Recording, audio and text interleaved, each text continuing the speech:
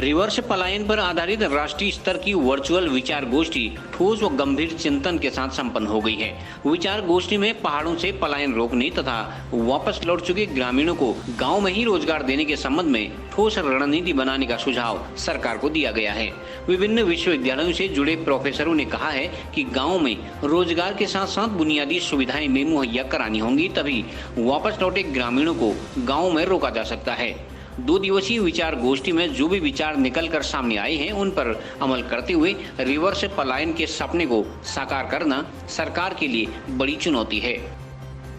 हमारी 2 दिवसीय national virtual conference का आज दूसरा दिन भी हो गया है और आज की शुरुआत हमने टेक्निकल सत्र से की थी, जहां पर हमने शोधार्थियों को उनके शोध पत्र प्रस्तुत करने के लिए इनवाइट किया था। और उसमें जो सबसे बड़ी चीज़ निकल के आई कि सबसे पहले हमें ये देखना होगा कि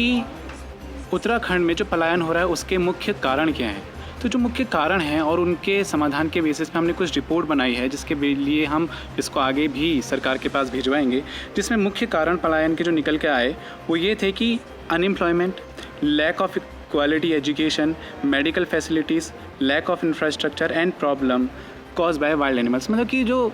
लोग हैं पहाड़ों में वो रुकना तो चाहते हैं, लेकिन कहीं ना कहीं अच्छी एजुकेशन के लिए, स्वास्थ्य के लिए, अच्छे रोज़गार के अवसरों के लिए, और वो लोग जो कि खेती तो करना चाहते हैं लेकिन जो जंगली जानवरों से परेशान होकर उनकी खेती ख़राब हो जाती है हर साल, वो उसकी वजह से खेती में भी अपना इंटरेस्ट खो जा रहे हैं।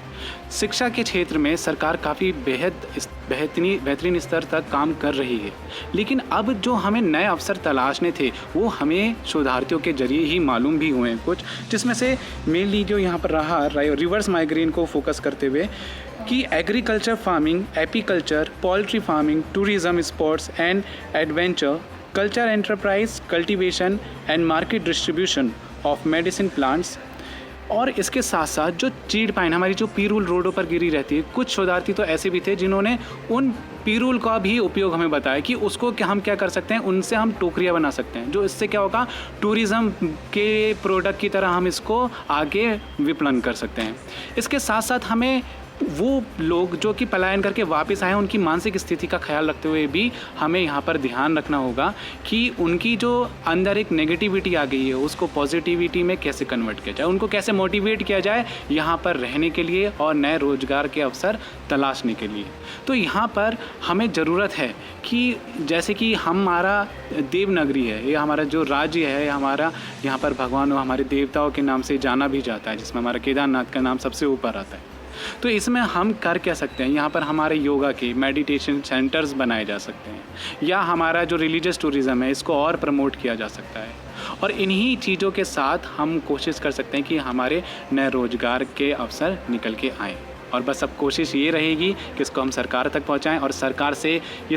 को ये सुझाव दें कि इनमें से कुछ चीज़ें लागू की जाएं और जो पलायन करके वापस लोग आए हैं उनको मदद की जा सके। ये आज इस 2 दिवसीय वर्चुअल कॉन्फ्रेंस का दूसरा दिन था। हमारे इसमें 5 सेशंस थे, 5 स्पीकर्स ने अपने विचार व्यक्त किए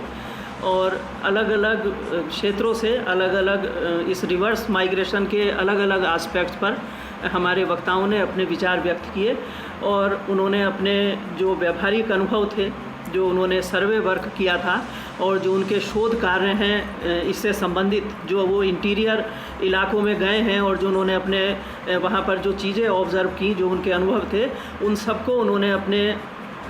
लेक्चर से प्रतिभागियों के साथ साझा किया और अपने बहुमूल्य सुझाव भी प्रस्तुत किए कि इस जो ये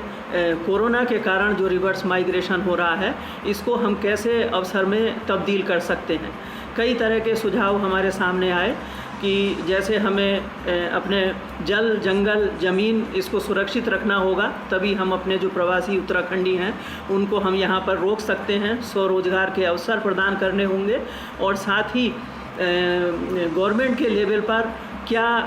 स्टेप्स उठाए जा सकते हैं जिससे कि इन प्रवासी उत्तराखंडियों को अपने नेटिव विलेज में, अपने मूल स्थान पर जो वो लौट कर आए हैं वहाँ रहने के लिए समस्त सुविधाएं उपलब्ध हों और वो दोबारा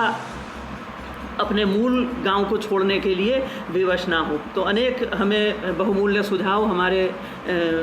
वक्ताओं से विद्वान वक्ताओं से प्राप्त हुए हैं, जिसकी हमारे कॉलेज की टीम के द्वारा रिपोर्ट तैयार की जाएगी और हम इसको पलायन आयोग को भी भेजेंगे कि ताकि इन बहुमूल्य सुझावों पर मंथन किया जा सके और इन पर अगर अमल किया जाए तो किस तरह से वो उत्तराखंड के विकास में मील का पत्थर साबित हो सकते हैं। CCN न्यूज के लिए हिमांशु जोशी की रिपोर्ट।